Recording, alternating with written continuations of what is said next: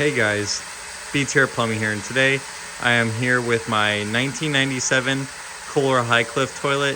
If y'all don't remember, several months ago I had gotten permission to go into my old high school that they were demolishing part of, and I was able to save three 1997 Kohler Dexters and this Kohler Highcliff, which is also from 1997. This is gonna be a short video because this pressure tank is literally barely holding together. This thing has served me very well for the past 8 years in all the videos I've made. There's probably at least several hundred videos I've made with this pressure tank for my flushometer setups. This is not the end of my flushometer videos by any means. I'll just have to get a new pressure tank, but as y'all can see, and you can probably hear it, it is just spraying and leaking water everywhere. It was leaking before, like about a year ago, and I was able to get the bottom welded together just enough to hold water for long enough to get some flushes. But now this thing's been sitting for probably like 6 or 7 minutes and is barely pressurized with any water, so I don't even know if it's going to be able to flush this toilet or not. So this will probably be the last flushometer video for the next few weeks to maybe 1 or 2 months, just until I can get a new pressure tank. But again, this is not the end of my flushometer videos. This is just a farewell to my almost 9-year-old 20-gallon expansion tank. This is the tank that started all of my flushometer videos, so it'll be sad to see it go. Maybe I might try to repair it or just keep it for memories, but it's just about useless now. But now onto the toilet. There were 2 of these. One of them was actually broken right here, like something had hit it and knocked a chunk out of it, so I only saved this one. But there is more in that spool that I will be able to get once they finish building the new one. Then I can go back and get the rest of the stuff before they tear the rest of the spool down. The date should be on the back here, which it is. As y'all can see, 07/07/97. That's actually kind of rare. They're all 07/07/97. That's kind of cool. But these toilets are pretty cool. They're definitely not the greatest performers, and they don't have the best full rinse, but it also came with this Bemis Stay Tight seat. I don't even know if this is going to flush, and because the tank is cracked and leaking more water than the hose can fill it up to, I put a urinal diaphragm in there to give it a really short flush, so if there is any built-up pressure in the tank, it's not going to drain the entire thing in one flush. Here we go.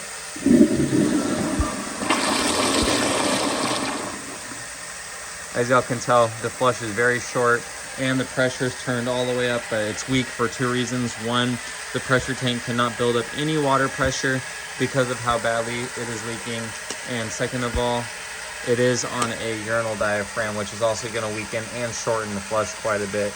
I'm going to see if I can clean all that rust and minerals out of the bowl. I guess it's not really rust, but the exterior glaze is in really nice clean shape, so I'm sure the inside of the bowl will clean up very nice. But let me go ahead and get y'all set up on my tripod here, and I will give y'all some more flushes if I can get this thing rotated the right way. I will be back once I get this fixed. Okay, I am back. Phone is mounted on the tripod. Here is another very short and very weak flush. As y'all can see, at this point, it's barely even flushing. And actually looks like there's still paper towels stuck in the trapway from before when I started filming. That's pretty sad. I'm not really blaming it on the toilet again because of the flushometer setup here with this tank. Like, there is no water built up in it at all. I don't even think it's gonna flush again.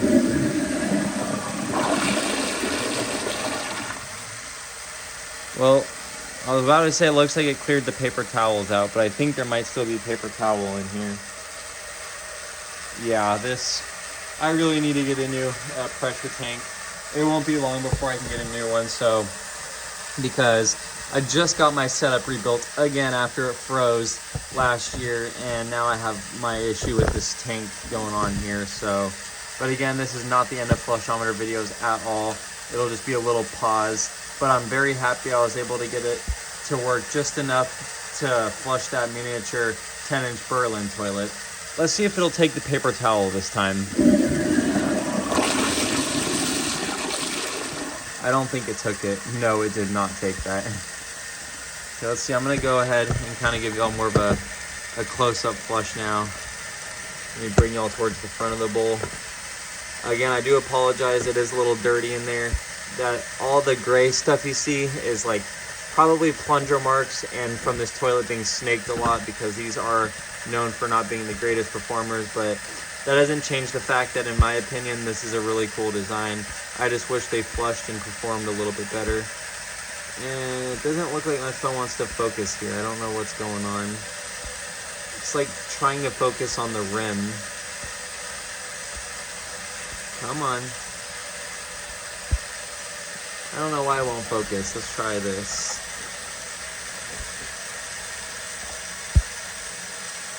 There it is. Now I'm gonna go ahead and lock the focus so it doesn't mess up.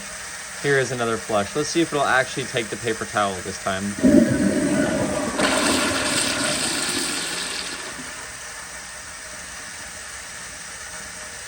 I can't tell. It looks like it might still be in the trapway.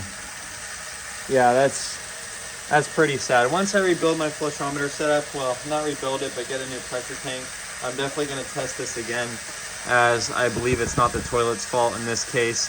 I know these toilets are notorious for shredding toilet paper, kind of like the 1.6 Kingstons are. But again, this thing barely has enough pressure to flush, and it's on probably a 1.0, maybe even less urinal flushometer. I mean, this flush is really short.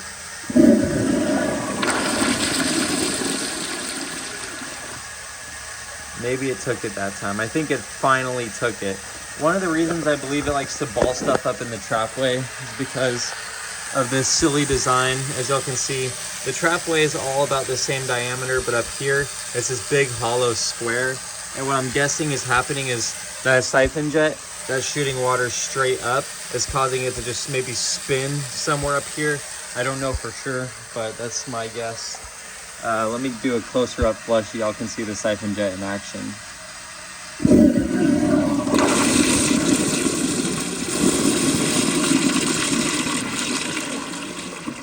I flushed it twice there just to get a bit of a longer flush, and I know I said at the beginning this isn't going to be a long video, but it ended up being a 7-minute video. But again, once I get a new pressure tank, I will definitely set this up and then do some tests on it. But yeah, I really hope y'all enjoyed this video. If you did, please like, subscribe, leave y'all's comments down below. And as always, I will see y'all in the next video. Bye.